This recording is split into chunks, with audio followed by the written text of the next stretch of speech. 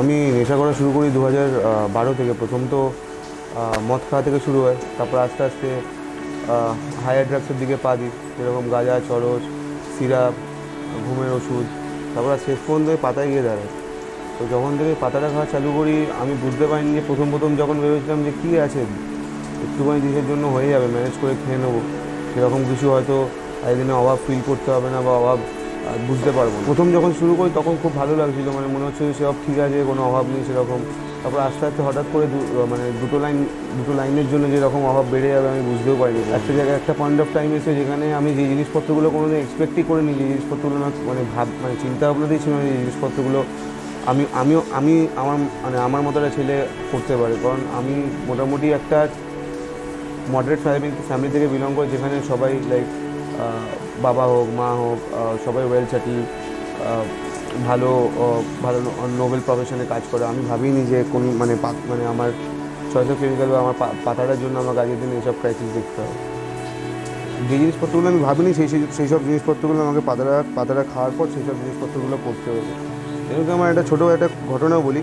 তো আমার রিসেন্টলি মানে আমার বাবা মারা গেছে হচ্ছে 3 বছর হলো। তো বাবার যখন এই অ্যাক্সিডেন্টটা হয়, তো ছোটো একটা মানে একটা লাইফের ওয়ান অফ দ্য মানে কী বলি ইন্টেন্স ক্রাইসিস আমি যদি বলি, এটা আমার এখনও মেমোরিতে বসে আছে, সেই জিনিসটা যদি আমি শেয়ার করতে। তো বাবার যখন অ্যাক্সিডেন্টটা হয়েছে তখন আমাকে মা ফোন করেছে। মা ফোন করার পর আমাকে বলছে যে এরকম এরকম ব্যাপার, তো তুই একবার জলদি এই জায়গায় মানে এই হসপিটালে আয়। আমি গেছি, গিয়ে আমার যে বাবার অ্যাক্সিডেন্টটা হয়েছে বা বাবার কান থেকে রক্ত বেরোচ্ছে, মুখ থেকে বমি হচ্ছে, সেটা আমার জন্য ইম্পর্টেন্ট ছিল না একদম। আমার ইম্পর্টেন্ট ছিল হচ্ছে যে আমি দেখছি আমার বাবা সেটা শুয়ে আছে, বাবার পকেটটা ফুলে আছে, মানে মানি ব্যাগটা পকেটে আছে, পকেটের টাকাটা আছে, আমার টাকাটা যা করে বের করে আমাকে বেড়াটা আমার মেটাতে হবে।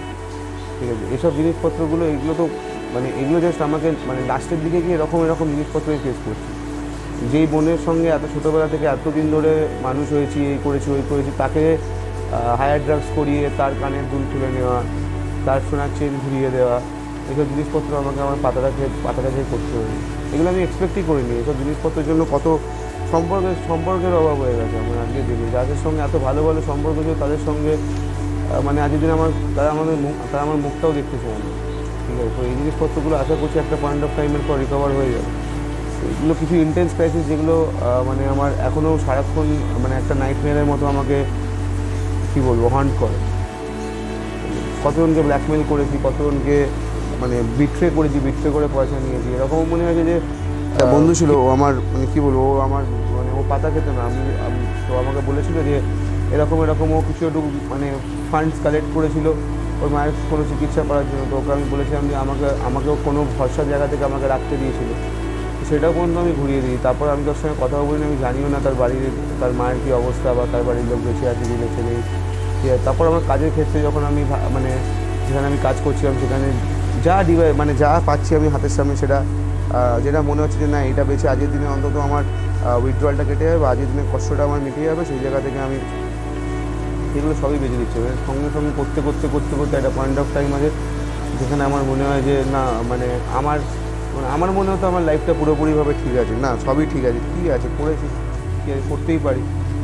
আমার মনে হতো একটা পয়েন্ট অফ টাইমে। তো আস্তে আস্তে একটা মানে আমি তো আমার প্রবলেমটা কোনো ধরতে পারিনি বা কোনো বুঝতেও পারি, কিন্তু আমার মানে কোথাও না কোথাও আমার বাড়ির লোকের বা আমার মায়ের বা আমার বোনের মনে হলো যে না মানে একটা মানে খুব মানে হয়তো ভবিষ্যৎটা দেখে নিয়েছিল বলে যে আমি হয়তো নাই মারা যেতে পারি, না আমি জেলে চলে যাবো, না আমি নেশা করতে করতে পাগল হয়ে যাবো বলে।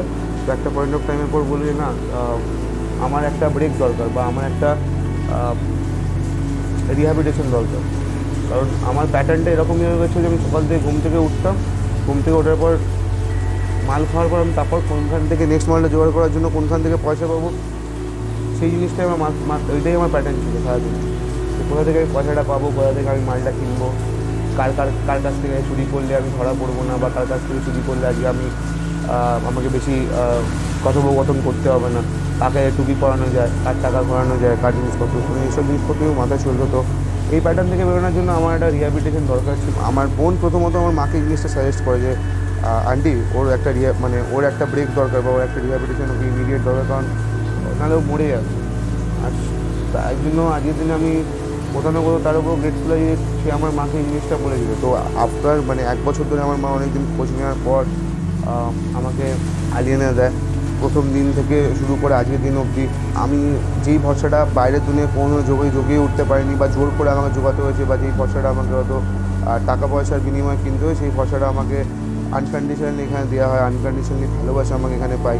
ঠিক আছে, আর তার সঙ্গে সঙ্গে আমার লাইফে অনেক পরিবর্তন আছে। যেই জিনিসপত্রগুলো আমি এক্সপেক্ট করিনি এই জিনিসগুলো আমি পরিবর্তন করতে পারবো, সেই জিনিসপত্রগুলো পরিবর্তন আছে।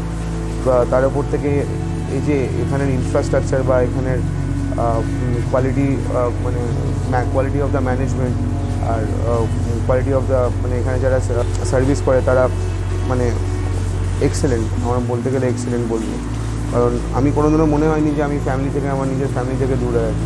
আমার মনে হচ্ছে আমার ফ্যামিলির থেকে ভালো বন্ডিং এখন আমার এখানে যারা আছে। প্লাস আমি যদি মানে স্পেসিফিক্যালি কিছু বলি যে আলিয়ানার যে ওনার, তিনি এই জিনিসটা বোঝেন যে একটা মানুষ, একটা ছেলে যখন তার ফ্যামিলির থেকে দূরে থাকে তার কী কী কষ্ট বা এক্স্যাক্টলি কী ক্রাইসিসগুলো ফিল করে সেই মানুষটা।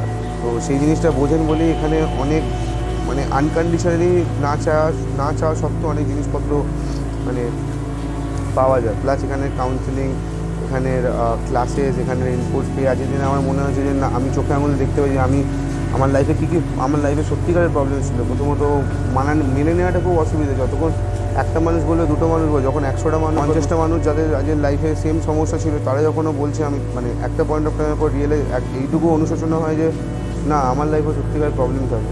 তো যাই হোক, আজকের দিনে ভালো আছি, আমার কাছে অনেক ভরসা আছে, আজকের দিনে ভালোবাসা আছে। আজকের দিনে এই ভালোবাসা, ভরসা যেটা টাকা পয়সার বিনিময়ে আমাকে কিনতে হয় না, এই জিনিসটা আমার কাছে আজকের দিনে এই জিনিসটা নিয়েই ভালো আছে। অন্তত আজকের দিনে আমি পুরোনো আমিটা নেই, সেই জিনিসটা থেকে ভালো আছে।